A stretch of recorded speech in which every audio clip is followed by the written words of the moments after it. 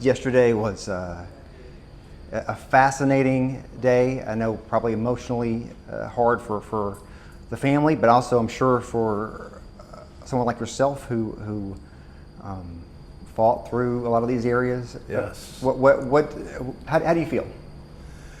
Yesterday's excursion to one of the battlefields that took place in the summer of 1967 was called Operation Swift. Those battles were huge and ferocious and just terrible. I had learned, I never met Rodney Davis when I was in the service, but I immediately, 2 months later, after he was killed, I arrived in country and I began hearing stories about Sergeant Davis and Father Capodanno. Father Vincent Capodanno, a Navy chaplain, was killed in action on September 4th, 1967. Sergeant Rodney Maxwell Davis was killed in action on September 6th, 1967. Both were killed during Operation Swift, and both were posthumously awarded the Medal of Honor. Those battles, those moments of terrible suffering on both sides were just hard to believe in many cases. So later on in life, I had the honor to meet Sergeant Davis's family in Macon, Georgia, and grew to really understand the story, and the respect I have for that man is simply without question. I will share this small story about a conversation I had with his oldest brother, Gordon.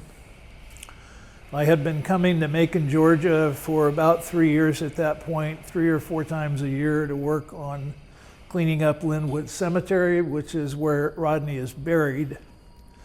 And I had gotten to know the family to some degree, but Gordon and I were standing close to the Sergeant Rodney Davis Memorial Monument as people were working, and we just started chatting about a variety of things. But in the middle of that, he paused and said, "I believe that Marine Corps training indoctrinated my brother to the point that he thought he was invincible. He thought he was Superman." As you all know, he threw his body on a hand grenade, lost his life in the process, saved 4 other Marines. So when Gordon said those words, it shocked me, first of all. And secondly, I felt that I had to tell him the truth. And the truth was, and what I told Gordon is, "Sir, your brother knew exactly what he was doing when he did what he did. This was not he knew what he was doing. Sergeant Davis knew what he was doing, and he was the one to act. And it allowed that company, Bravo 15, to continue the fight. And eventually, they persevered. They didn't kill all the enemy, but they were effective enough that the enemy units finally broke contact and continued off into the jungle, which brought an end to one of the worst battles fought during the Vietnam War. So how I felt coming on this, when John Hollis called me on the phone about 2 months before the trip took place and said, "Hey, we're going to Vietnam and we're going to honor Rodney, and would you like to come?" And I said, "Absolutely." And so that was really, the best words I can tell you is it was a blessing in my life. Getting to know this family, they actually made me an honorary member of their family, which I'm very proud of. They're wonderful people. They live in Macon, Georgia, which is a tough place to be for African Americans, but they stand tall and they are accounted for. So I was absolutely thrilled to know that I would be going on this excursion, on this wonderful trip with the Davis family and with others. And even though it's difficult, but it's meaningful and it brings joy to my life. We've talked a lot about Rodney Davis, and as we should, but you mentioned Father Capodanno, and I would love to hear your thoughts on that story. Again, I never met Father Capodanno.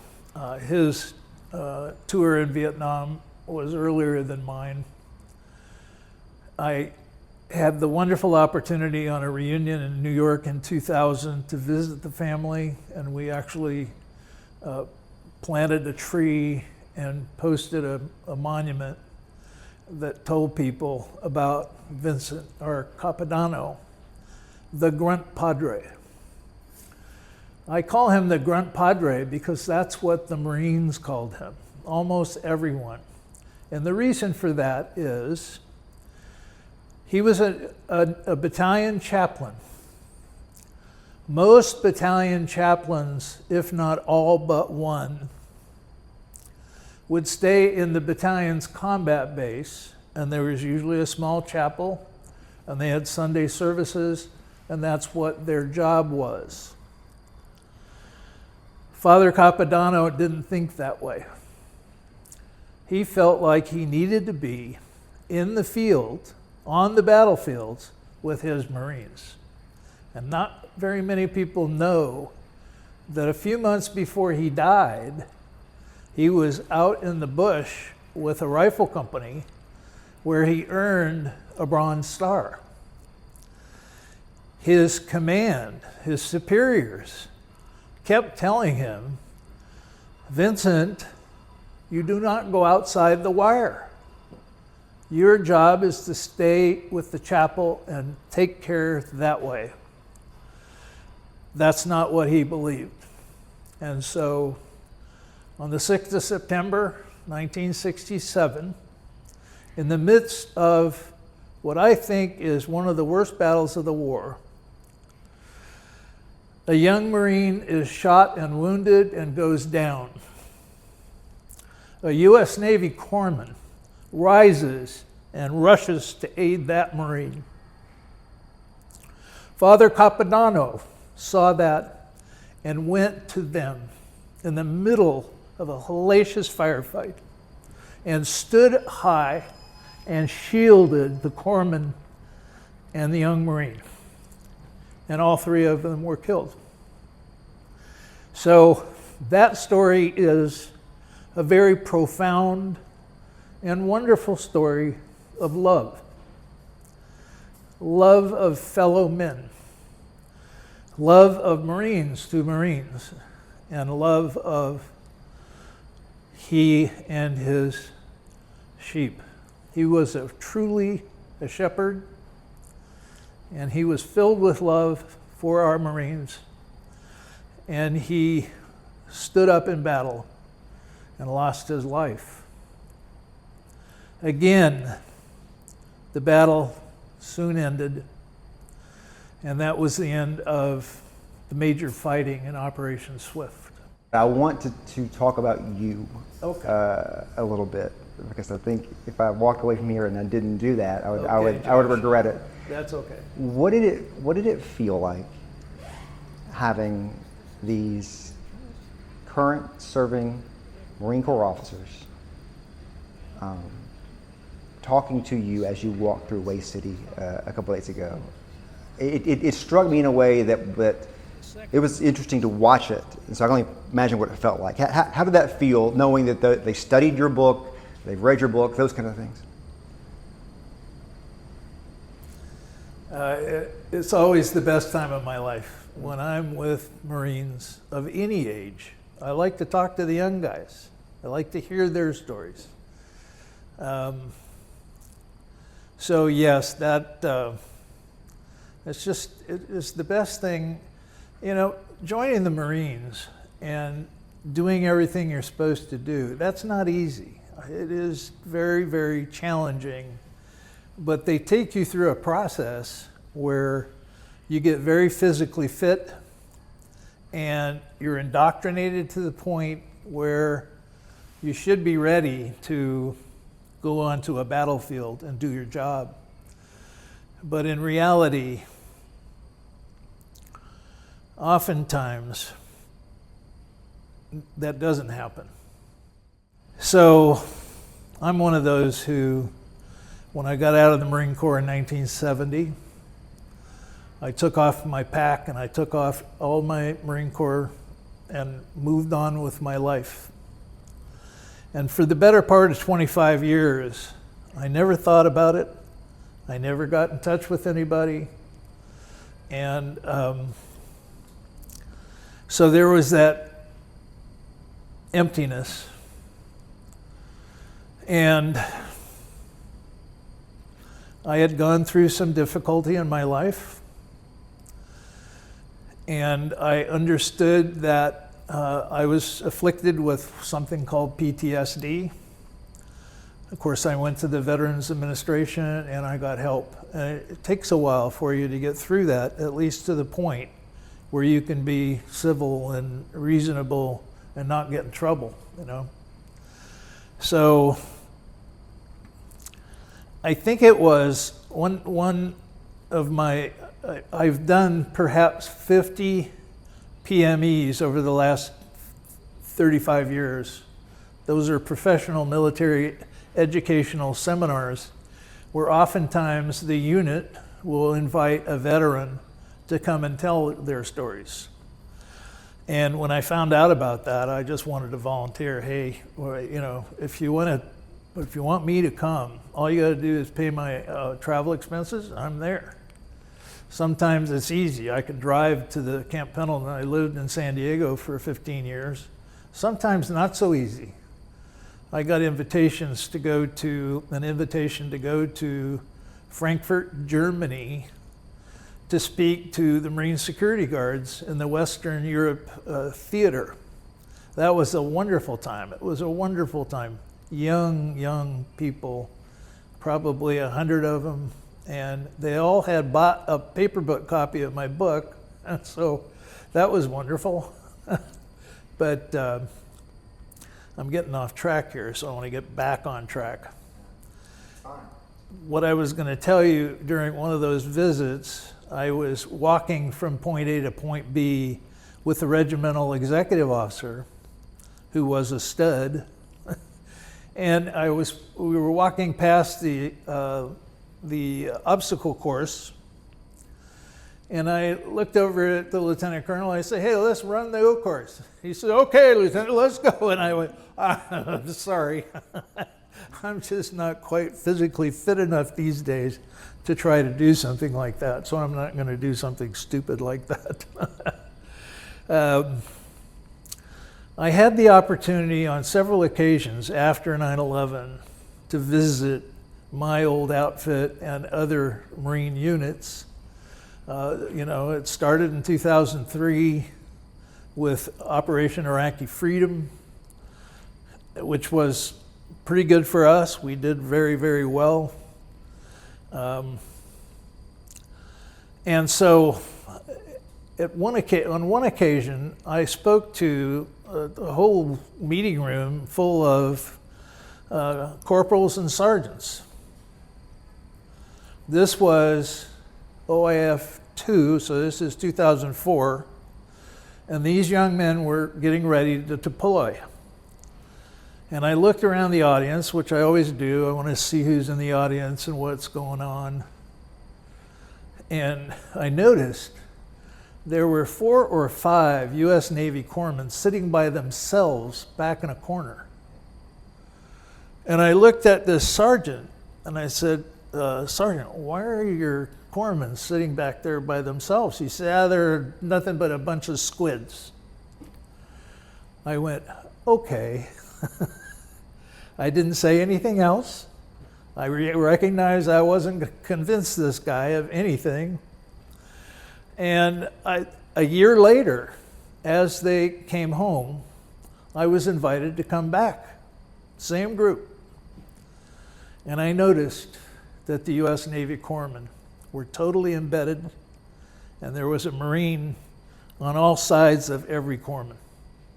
So they kind of learned the hard way, but sometimes that's how you got to do it. So yeah, that was a wonderful experience. I got to go to Germany and Russia to do PMEs, and that was extraordinary. So I put myself out there. I've written books. People in the Marine Corps in particular and in the military often have read my book and studied my book, because initially it was pushed out to the Corps, and it was everybody from staff sergeant and above needs to read this book. I got email messages from Iraq saying, "Sir, thank you for writing the book. You taught me, and I didn't have to learn a couple of lessons." And that was extraordinary. I mean, it doesn't get much better than that for a writer and a quasi-historian to learn that your lessons in your book were used in the battlefield and you saved lives. And there's nothing better than that for me. When you speak, or when someone does read your book, what do you hope at this point, after all these years later, that people take away from it? What do you hope people learn from that book? I think it's two or three things. Number one, that Marine Corps doctrine and Marine Corps training are critical, and they really do help on the battlefield. If you really study and you learn, and I was very influenced at one point by a famous Marine general named Mad Dog Mattis, okay? If he heard me saying that name, he'd probably punch me out, because he really doesn't like it. But this is General Jim Mattis, who served as the first leader into Afghanistan. He was the leader. He took, as a one-star general, he took them from the ships to their final destination, their goal. And then General Mattis was promoted to Major General and was the commander of the 1st Marine Division. And I saw him at reunions. And then later he was promoted to 3 stars. And one of the interesting stories about that is he liked to talk the truth. And this particular audience that he had, maybe 500 people in there, was a mixed group. There were military and there were civilians. And he did a great job. His speech was about an hour long, educating us on who we were fighting. What were these people like? What were their military members like? General Mattis, when he led any unit, he took his library with him. A lot of people don't know, but Jim Mattis's library is 6,000 books. And whenever he moved, that was part of his entourage, okay? So he truly believes in studying history. It is critically important to understand our history and world history to be able to, move forward. And he did an outstanding job. But at this particular conference, he's described all these bad guys, okay? I mean, and some of them are really bad guys from our point of view. And his last statement was, and folks, sometimes it's really fun to kill those bastards. The whole crowd went nuts, but a couple of the civilians complained, and they demoted him from 3 stars to 2 stars to punish him. 3 weeks later, they promoted him back to 3 stars. Okay, so he got the point, but he was still where he needed to be. Okay, he needed to be in command, and he was. He was a wonderful commander. And so the thing that I want people to learn from this is, more important than anything is study history. I mean, work on what you have to do, study the enemy, study what's in front of you, and so forth. But if you don't understand history, you're at a disadvantage. So, and it doesn't mean you have to read my book or any Marine book. It's history. And you learn so much from history that it helps you to function as a leader.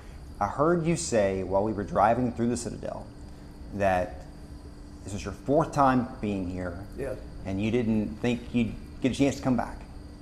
If Wednesday was the last time you ever set foot at Lane Cove Village, Waste City, Citadel, what will you remember about our time there this week? There's so many memories. I can remember, I remember the fighting, okay? I mean, that goes kind of, that's understandable. I remember those battles. I remember those long nights. I remember those days when I experienced loss. And one of the worst memories that I have as a leader was the night my contingent had to make a night movement. We very seldom did that unless we were like recon or, you know, we were a normal infantry regiment, infantry battalion. So we had to move from point A to point B. I think it was like 5 kilometers to get to our goal. And my group was the battalion CP. It was the leadership because I was the H&S company commander, and my troop's job was to secure the colonel and the leaders. But what I saw many, many times was one Marine's love for his partner 10 meters away, and what those guys would do for each other. That was taught to us in boot camp and forever, all the way up, as, you know, you take care of your buddy. You know, I have one memory that I think is just very telling about the Vietnamese people. I was in a truck convoy heading south from a further north place. I was riding in the cab, in the right seat in the cab, and I watch as I see this elderly Vietnamese lady. We called her a Mama San. And she had the stick and the big thing on the front and the big thing on the back, and she is just moving. And if you've ever seen this, you understand that there's a rhythm, okay? These things that she's carrying are moving, and she's using that motion to move forward. Another Vietnamese gentleman close by saw her, and as she was going by, he grabbed one of them and went like this. And this lady started spinning, and I'm thinking, man, that was really mean. But everybody in sight were laughing, okay?